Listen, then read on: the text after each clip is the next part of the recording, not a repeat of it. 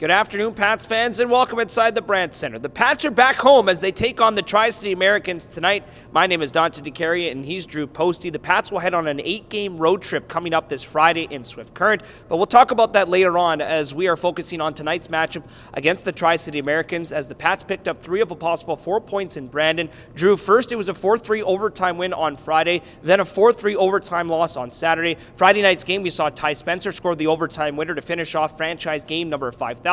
And then a 40-save effort from Ewan Huey on Saturday. Yeah, and I think that's a big thing from Ewan Huey. There's been so much talk about Kelton Pine and how good he's been all year. Well, Ewan Huey comes in and makes 40 saves. I know it was in a losing cause, but it was in overtime. And not only that, we're talking about how the Pats after this game will have 8 straight on the road. I think this gives the Pats a lot of confidence heading out on the road for a lot of games. You know, Brandon's not an easy team. And 3 of 4 points is pretty successful.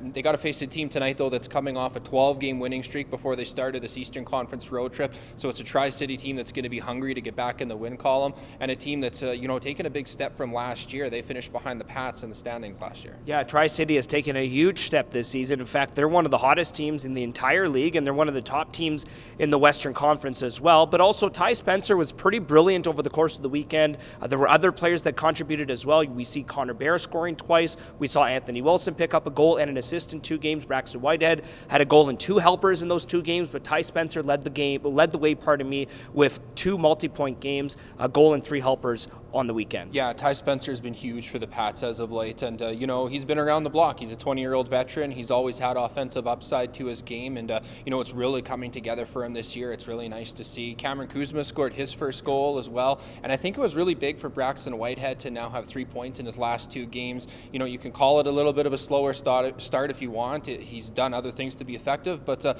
you expect the points from him to come, and now they are. Yeah, 100% right about that. John Babcock still leads the Pats roster, +5 this season. He also has 11 assists in 20 games this year, so a big shout out to John Babcock as well. He was a huge part of the weekend as the Pats picked up 3 of a possible 4 points. But as we look ahead to tonight's game against the Tri-City Americans, what would you like to see from the Pats tonight? Well, a really hungry hockey team. Like we just mentioned, they had a ton of success on the road against Brandon.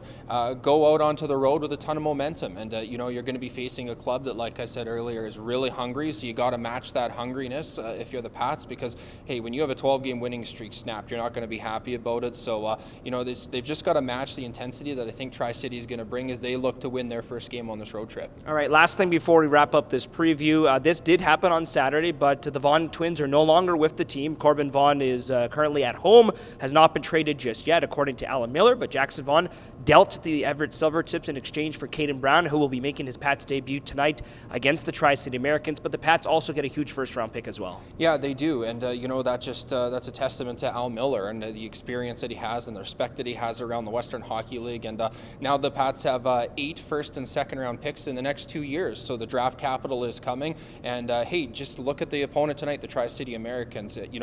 Eventually it comes. Look at the step that they've taken, and the Pats are taking those steps to see a result that Tri-City's gotten this year.